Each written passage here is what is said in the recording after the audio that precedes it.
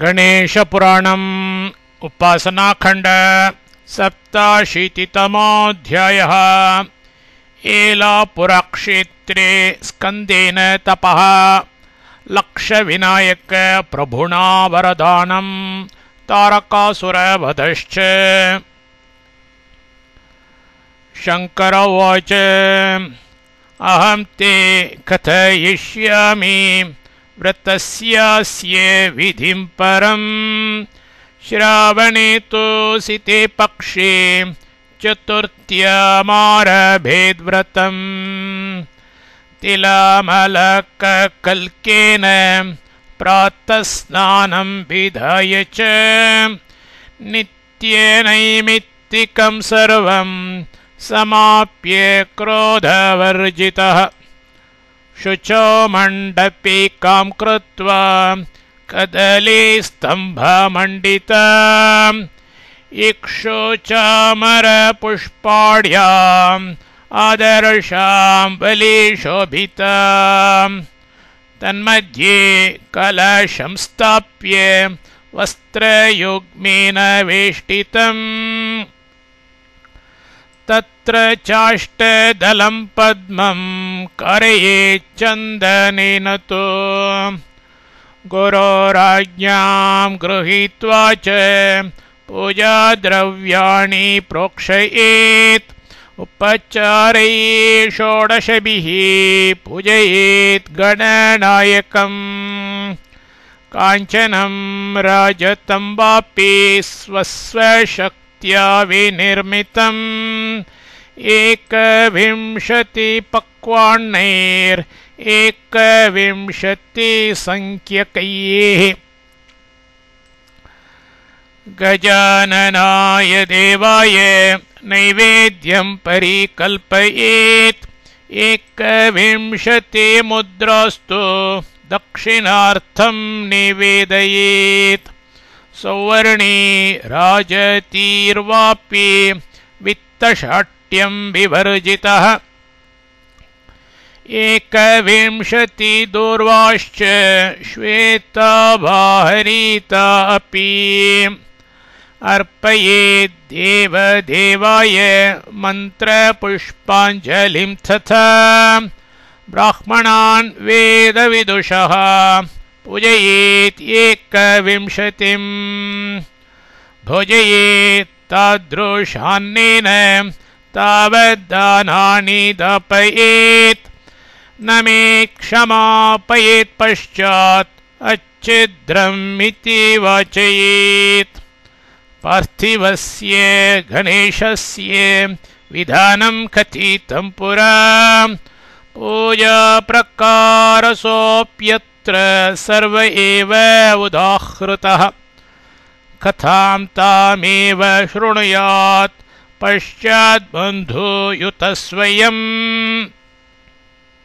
ध्यायन् गणेशं भुञ्जीत मौनेर्नोपवसेत वा। एवं मासव्रतं कुर्यात् यावद्भाद्रचतुर्थिका।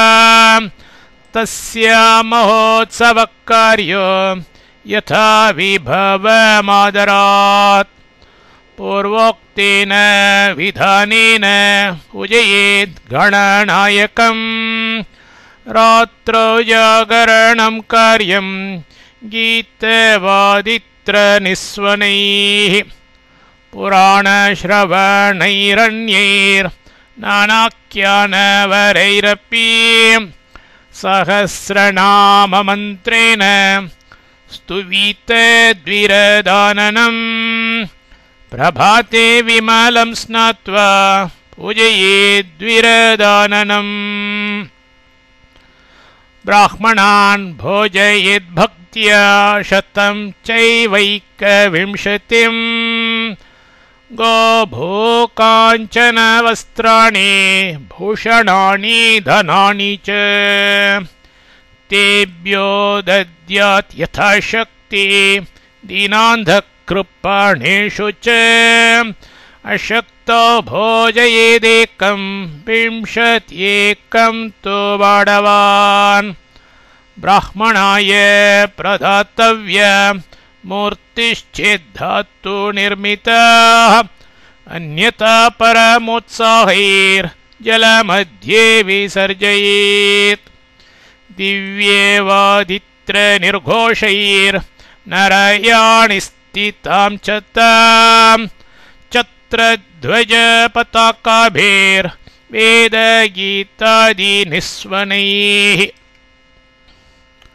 बालानां दण्डयुद्धैश्च तां विसृज्य गृहं व्रजेत् व्रतमेवं तु यः कुर्यात् एकवारं षडानन सर्वान् कामान् अवाप्यैव गणेशं पदमाप्नुयात् ब्रह्मणाकारी सृष्ट्यर्थम् एकार्णं जपतामणुम् प्रत्यक्षो विकटस्तस्य सामर्थ्यं विविधं ददा विष्णुना प्राप्य शक्तिश्च पालने कुर्वता व्रतम् षडक्षरं महामन्त्रं जपता परमाद्भुतम् स्वेच्छावतार सामर्थ्यं ततः प्राप्तं षडानन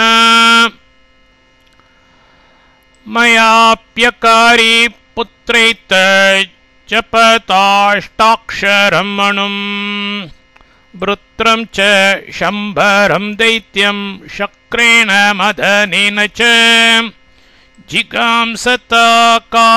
व्रतं तौ तौ जेतुं च शेकतुः नानासामर्थ्यवानस्मि संहरामि जगत्त्रयम् यक्षगन्धर्वमुनिभिः किन्नरोरगराक्षसैः अक्कारी स्वेष्टसिद्ध्यर्थं सिद्धचारणमाणवैः एतत्त्वं स्कन्दवरद चतुर्थीव्रतमाचर भविष्यसि रणे जेयो विख्यातो भुवनत्रये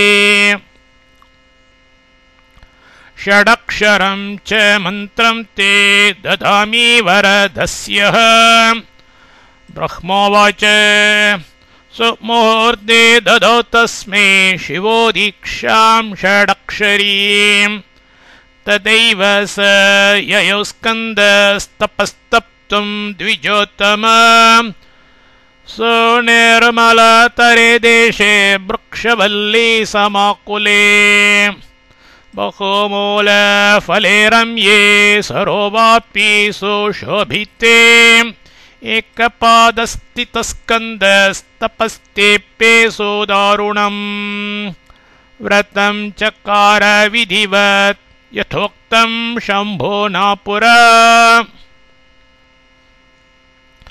अनुष्ठानाच्च मन्त्रस्य व्रतस्यास्य प्रभावतः प्रसन्नाभूत् तदैवास्य परमात्मा गजाननः दर्शयामास सेनान्ये योगिध्येयमनुत्तमम् निजं रूपं महत्तेजाश्चतुर्भुज विराजितम् महामुक्कुटसंशोभि कुण्डलाङ्गदशोभितम् एकदन्तं भालचन्द्रं शुण्डादण्डविराजितम् पाशाङ्कुशकरं माला दन्तहस्तं सुशोभनम् मुक्तामणिगणोपेतं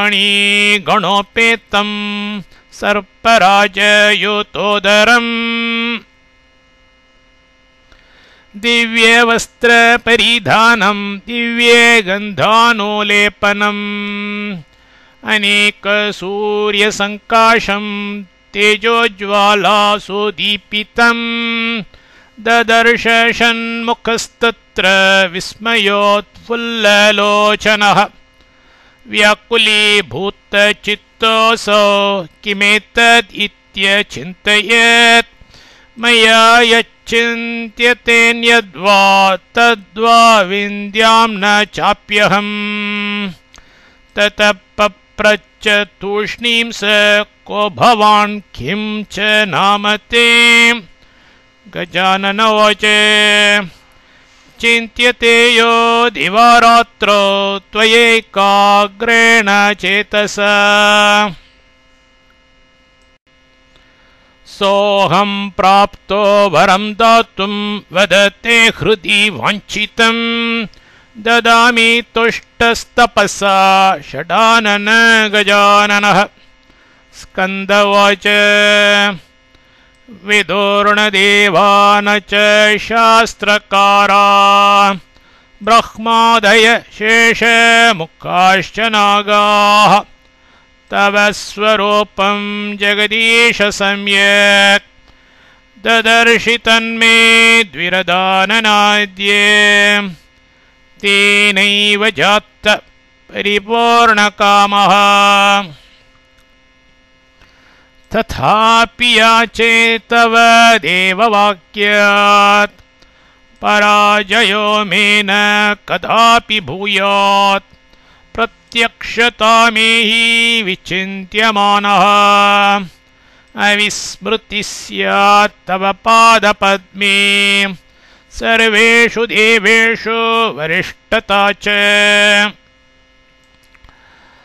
अलक्ष्यो लक्ष्यतां यातः ततो लक्ष्यविनायकः नाम्नाख्यातो भवात्रत्वं भक्तकामसुरद्रुमः लक्ष्यवाच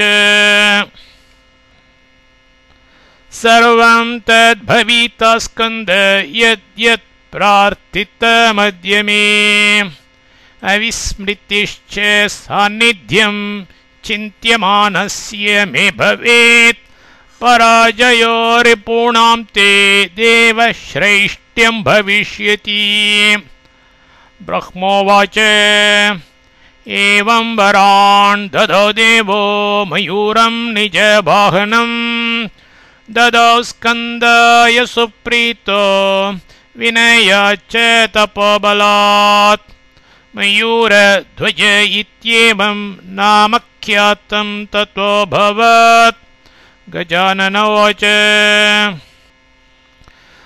मृत्युं यास्यन्ति हस्तात्ते तारकाद्या महासुराः लक्ष्यविनायक इति नाम्नाहं भक्तवत्सलः भविष्यामि चिरादत्र क्षेत्रे त्वद्वाक्यतो नघ ब्रह्मोवाच एवमुक्त्वा तु विकटस्तत्रैवान्तर्हितोऽभवत् ततः स्कन्दो महामूर्तिं कृत्वा स्थाप्य द्विजैः सह लक्ष्यविनायक इति नामचक्रे शुभं तदा मोदकैर्लक्ष्यसंख्याकैः पुष्पैर्दूर्वाङ्कुरैरपि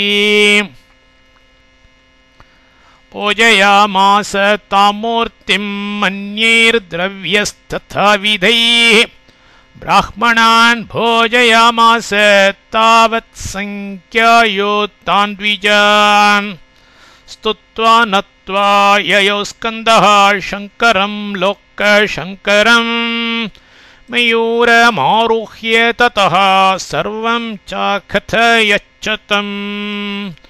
मयूरध्वज इति च नामदेव कृतं जगाम तारकासुरनाशाय ययो स्कन्धसेवाज्ञया स्मृत्वा गजाननं देवं परिगृह्य शिवाशिषः देवसेनापतित्वे सावभिषिक्तसुरर्षिभिः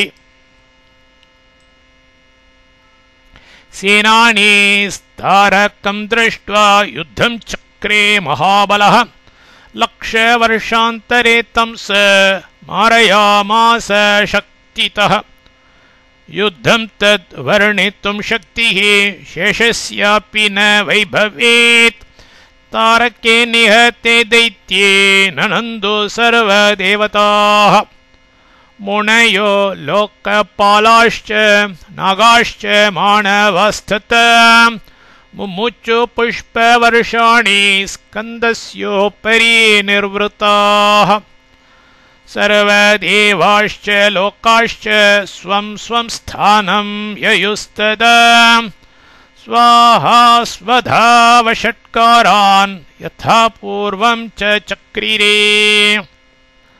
ब्रह्मोवाच एवं प्रभावो देवोऽसौ कथितस्ते गजाननः व्रतप्रभावोऽपि मया यथावत्ते निरूपितः।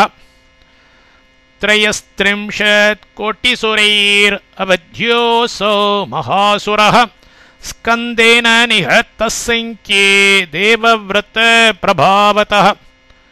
इन्द्रादिदेवतावृन्दैः पूजनीयो भवच्च सः। व्यासोवाच अनुष्ठानं कृतं तेन कस्मिन् स्थाने समाधिना